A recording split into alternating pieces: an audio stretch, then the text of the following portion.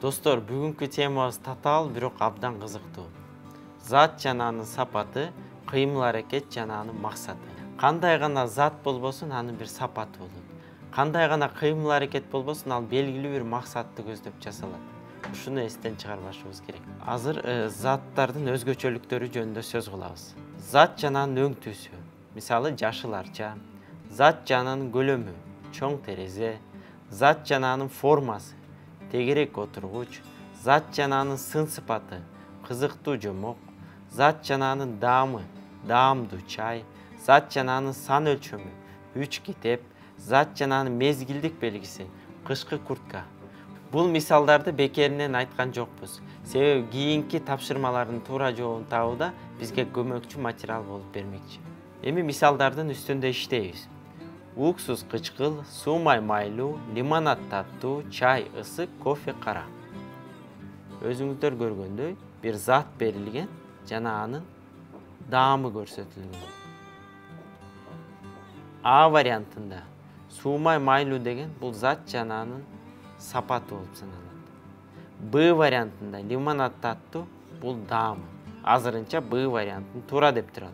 В вариантында ысык бул заттын сапаты. Г вариантында кара бул заттын өңтүсү. Ошондуктан В жана Г варианттары туура эмес. Туура жооп Б варианты. Экинчи мисал. Тегерек отургуч, чарчы отургуч, айланган отургуч, ыңгайлуу отургуч, бийик отургуч. Бир караганда баары туура жооптой сезилет. Анткени баардык варианттардын биринчи сөзү кандай деген суроого жооп берет.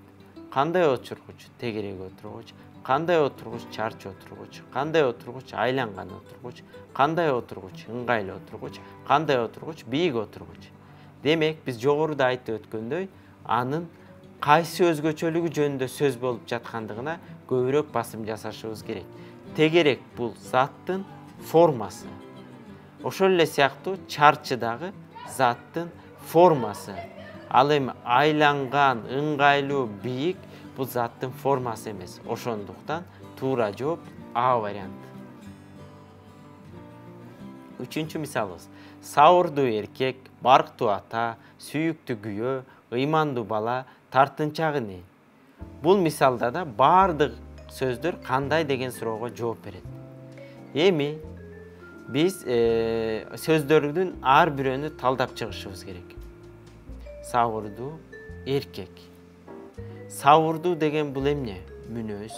Барктуу деген мүнөз эмес. Ошондуктан А варианты туура эмес. Сүйүктүү деген дагы бул мүнөз эмес. Ошондуктан Б варианты да туура эмес. Ыймандуу бул мүнөз.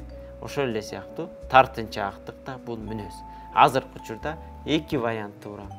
Эталондук жупка кайтып барабыз, экинчи сөздөргө маани беребиз.